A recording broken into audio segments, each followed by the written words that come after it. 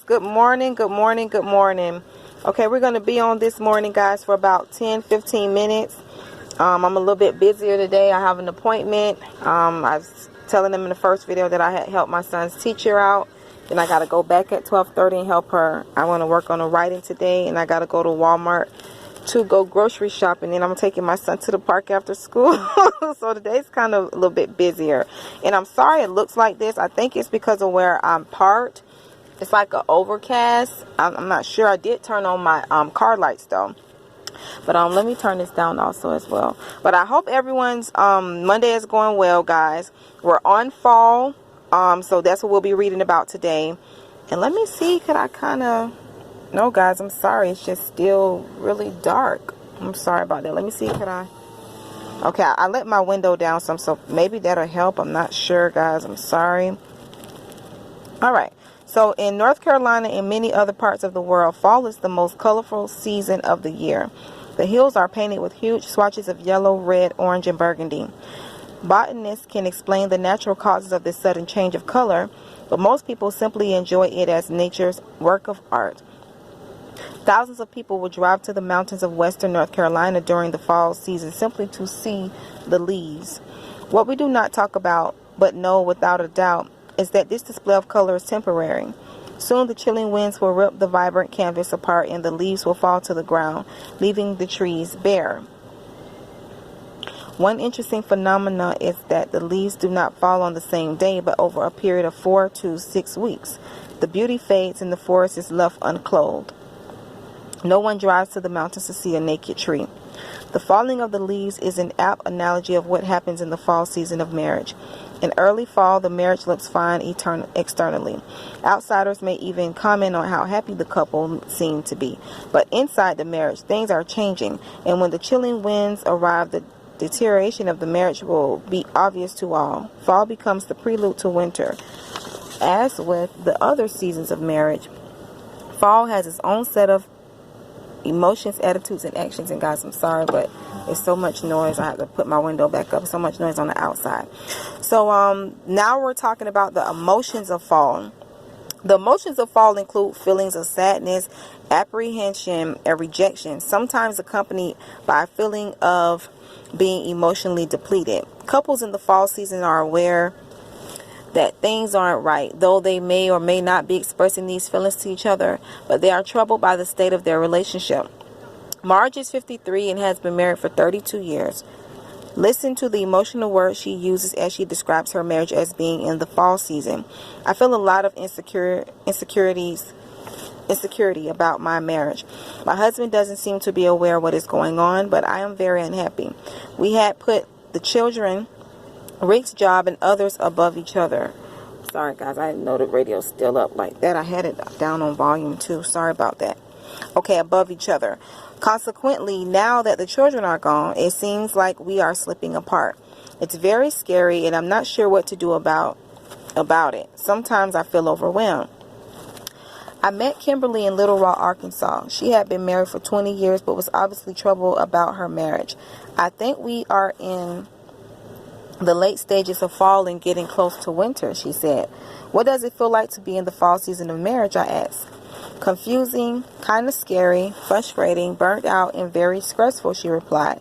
She went on to describe the marriage and tell me what she thought had contributed to her feelings of distress.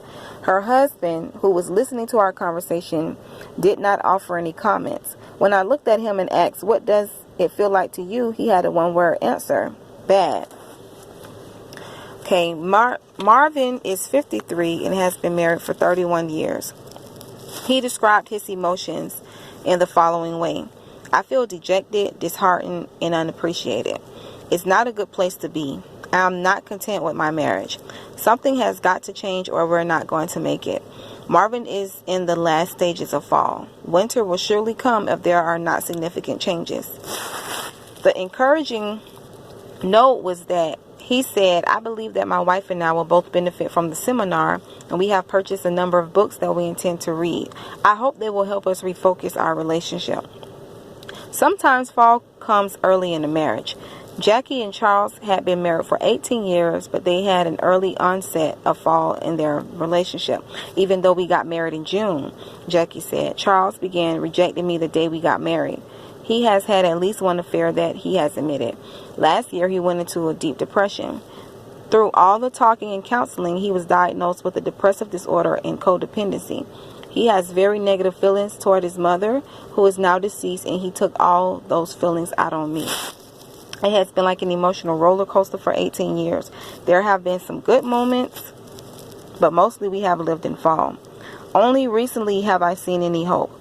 At least Charles was willing to go with me to a marriage seminar, and he has been willing to discuss a marriage book with me, so maybe there is hope. When I asked Charles, how do you feel about your marriage? He said, afraid, but hoping for improvement with God's help. I could cite numerous other examples of couples in the fall season of marriage, but perhaps these few are enough to give you a flavor of the emotions of fall. Fear, sadness, rejection, and loneliness. These emotions may also be accompanied by feelings of dejection, a lack of appreciation, and resentment toward the spouse. Stephanie, who has been married for 19 years and has a debilitating disease, summarized the emotions of fall. I feel lonely, scared, uncertain, and frightened. I'm not sure how to handle all the emotions that come with overwhelming changes, a dire prognosis, and constant physical pain. We have not learned to handle our emotions together, so I'm left alone, emotionally tired. And guys, we're going to jump into the attitudes of fall. Please give me a moment to get my water, because I'm between drinking my aloe water and also regular, just pure water. So give me 1 second. Alright, so now let's jump into the attitudes of fall. The primary attitude of the fall season of marriage is one of great concern about the state of the marriage and uncertainty about where things are going. Most people do not want to be living in the fall season of marriage, therefore they are concerned. They recognize that many changes are taking place and they feel uncomfortable with what might be happening to their relationship. Ginger, who is 31 and has been married almost 7 years, said, I'm very uncertain about our relationship. I'm hoping that we have now put God at the center of our marriage, but I have never been so unsure about myself, my spouse, and our marriage. God is why we are still together and trying. I am not content with this season. We are currently in Christian counseling. Looking back, I realized we have never really spoken one another's love language.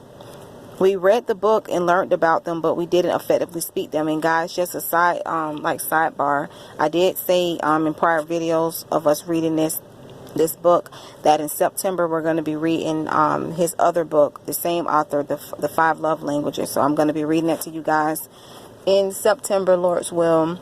And then also between like this month and next month, but I'm pretty sure we're going to begin reading it this month, because we're pretty much almost done with this book. We're already on 52 pages and we just started. I think this is like our 4th or 5th video, so we've been doing good. But we're also going to be reading The Purpose-Driven Life as well. So